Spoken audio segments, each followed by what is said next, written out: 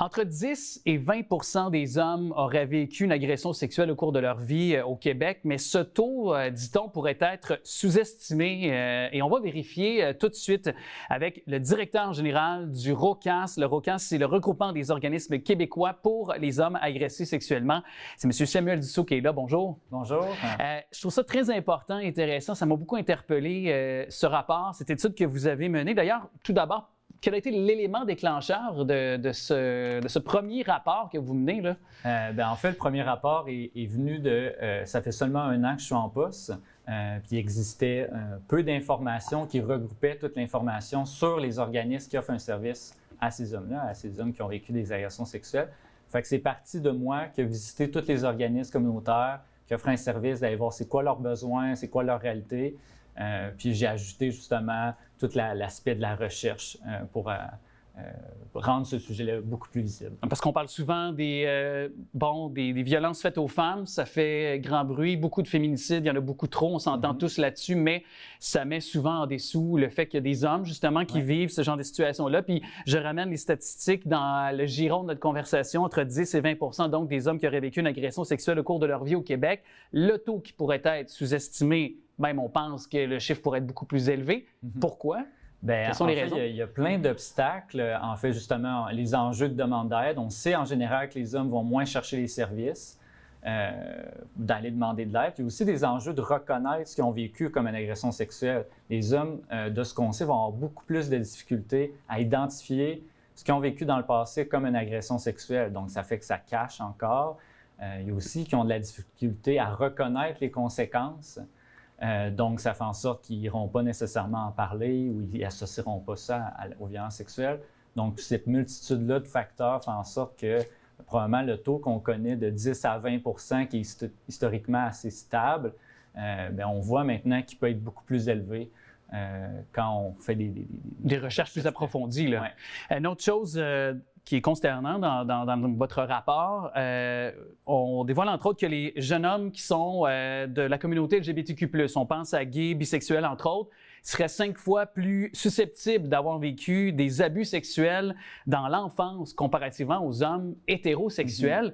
Et ça, c'est venu tout de suite me bousculer. Est-ce qu'on a des raisons pour l'expliquer? Bien, c'est difficile, parce que surtout aussi que c'est dans l'abus sexuel, c'est beaucoup souvent des facteurs de vulnérabilité où ces personnes-là vont être moins écoutées ou peut-être il va y avoir des situations familiales qui sont plus rejetées. Donc, ça fait en sorte qu'ils deviennent plus vulnérables à une personne qui peut abuser de cette situation-là. Mais ça reste que c'est une population que maintenant on sait qui est un groupe à risque chez les hommes. Dans le dernier rapport qui s'est fait dans les universités, c'est un homme sur 4, justement, autant les hommes de la diversité sexuelle. Puis, vous continuez plus loin parce que vous dites aussi qu'il y a une prévalence des violences chez les hommes qui est encore plus importante chez certains groupes, tels, les hommes issus des communautés LGBTQ+, je disais, les étudiants, les hommes des Premières Nations, et ça, ça englobe aussi, les Inuits, les hommes qui ont une incapacité. Donc, ces gens-là sont plus ciblés parce que quand vous parliez tantôt, peut-être de vulnérabilité, ou c'est une des raisons également qui explique le tout chez ces groupes-là? Oui, encore là, on a peu d'études qui viennent expliquer le pourquoi. Ça reste des études un peu statistiques. On sait que ces groupes-là, maintenant, ils rapportent en vivre plus, que ce soit justement dans les universités, qui est aussi peut-être le contexte. Il y a plus de relations sociales, plus d'échanges, de parties. Puis aussi, admettons, dans le groupe des étudiants universitaires, maintenant, on sait que c'est un homme sur 4 qui ont vécu des violences sexuelles, mais il y a peut-être aussi l'aspect de sensibilisation, où c'est des plus jeunes qui ont peut-être eu plus d'éducation à la sexualité, sur le consentement, sont peut-être plus à l'aise d'en parler. Fait que ça nous donne un indice que peut-être quand on en parle plus ou qu'on va plus faire de la sensibilisation sur ces hommes-là, ils vont porter à plus en dévoiler. Donc, ça nous donne un peu un exemple que le 10 peut être beaucoup plus élevé que qu'est-ce qu'on sait quand on fait de la sensibilisation. Puis sur le sujet des autres groupes vulnérables, ça reste qu'on a très peu de recherches. On sait que, justement, c'est la même situation chez les femmes qui vivent des violences sexuelles, que les femmes autochtones vont être plus à risque, les femmes avec des handicaps. Puis, tout porte à croire que ça va être la même chose chez les hommes, mais il faut prendre plus de temps maintenant pour porter plus loin le rapport en question. Est-ce qu'il y a des conséquences quand on vit de la violence chez un homme, disons, est différente que d'une femme? Les dommages collatéraux, si je peux le phraser comme ça? Ouais. Là? Dans la recherche, c'est pas ce que ça nous dit. Ça reste assez similaire, surtout que la majorité des victimes de violences sexuelles ont été à l'enfance. Donc, dans le développement de l'enfant, ça va avoir des répercussions similaires sur la santé mentale, dépendance, les relations intimes, tout ça. Ça crée une large gamme de conséquences, puis sont assez similaires là. Chez les hommes et les femmes, c'est sûr qu'il y a des variances, plus de chiffres, mais la seule conséquence qu'à date on observe dans la recherche qui serait spécifique aux hommes, c'est une plus grande conséquence sur leur remise en doute sur leur identité, sur leur orientation sexuelle, peut-être le fait que c'est plus tabou, que justement c'est un homme qui est souvent l'agresseur, bien, ça se peut que ça va remettre en doute. Est-ce que, c'est pour ça que je suis gay? Est-ce qu'il a vu que j'étais gay? Je suis un gars? C'est un vrai homme, il aurait pu se défendre. On rentre un peu dans les enjeux culturels, de mythes sur ce sujet-là. C'est une conséquence qui semble plus spécifique. Donc ça crée, si je reprends vos mots, ça crée une conception, disons, genrée, là, je vais dire comme ça, que les femmes, c'est les victimes, puis que les hommes, c'est les agresseurs, mettons. Oui, bien ça reste un biais, en tout cas culturel, que je pense qu'on a encore, puis c'est une des raisons pourquoi on veut en parler plus, pour un peu sortir de cette binarité-là, de homme agresseur, femme victime.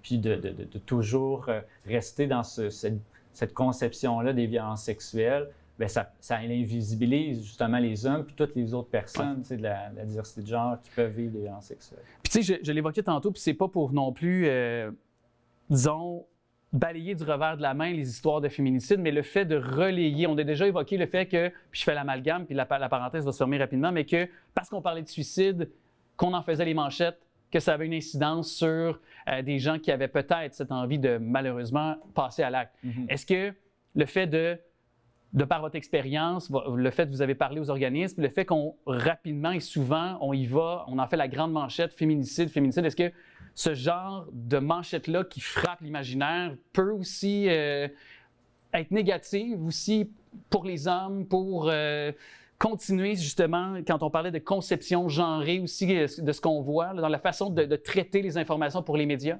Bien, oui puis non. Quand on parle du sujet en violence sexuelle, peu importe c'est sur qui, ça va avoir un impact positif pour toutes les victimes parce que justement, ça fait en sorte qu'on en parle plus, on va plus parler la sensibilisation, du consentement, puis ces enjeux-là. Fait que sur ce point-là, peu importe de qui qu'on parle dans les enjeux de violence sexuelle, c'est bénéfique. Puis on l'a vu avec le hashtag MeToo, même si les hommes, on en parlait un peu moins. Maintenant, on sait, j'ai fait des entrevues sur ce sujet-là avec des hommes, puis ils voyaient que dans l'entourage, ils sont mieux reçus, sont plus crus. Fait que ça a un impact même chez les hommes. Après ça, bien, il y a toujours cet enjeu-là un peu culturel que, ça reste qu'il n'y a pas juste positif, que ça va invisibiliser là, ce sujet-là, puis ça renforce un peu le biais de homme agresseur, femme victime, comme on dit tout le temps. Bon, bien, 95% des hommes sont des agresseurs, les femmes sont victimes. Puis la répétition de ça, si on ne met pas ce sujet-là de manière visible, va comme juste renforcer les mythes que bien, les hommes sont des agresseurs, les femmes victimes. Puis fait que c'est sur cet aspect-là qu'il y a un peu la répétition qui n'est pas nécessairement mal en soi. C'est important d'en parler, mais il faut donner place à toutes les différences. C'est ça, toutes les réalités qui peuvent exister en termes de violence. Là.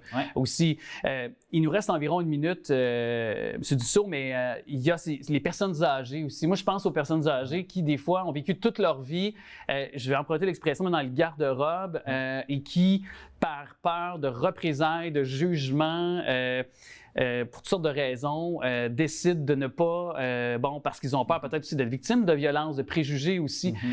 Ça, ce que vous avez remarqué aussi chez peut-être les personnes âgées qui, des fois, peuvent même être victimes de violences aussi, parce qu'il y a des cas également, là. Quand on l'amalgame ensemble, est-ce que vous avez peut-être vu des spécificités pour les personnes âgées aussi? Il n'y a aucune recherche qui est portée sur les hommes plus âgés. Puis même en général, parler de sexualité ou de la recherche sur les enjeux de sexualité chez les personnes âgées, bien, ça reste un sujet qui est peut aborder. On va beaucoup se porter sur les jeunes parce que c'est la nouvelle génération. Mais de ce point de vue-là, on oublie encore que peut-être beaucoup de ces personnes-là en ont vécu ou en vivent encore même, parce que c'est tabou de parler de sexualité chez les personnes âgées, mais malheureusement, j'ai aucune donnée, je ne pourrais pas m'avancer sur ce sujet-là. Mais par contre, cette étude-là pourra nous éclairer pour les actuelles générations qui prennent de l'âge tranquillement et ça va bien nous guider et ça pourra faire œuvre utile, ça c'est sûr, assurément. Merci beaucoup d'être passé nous en parler. Merci.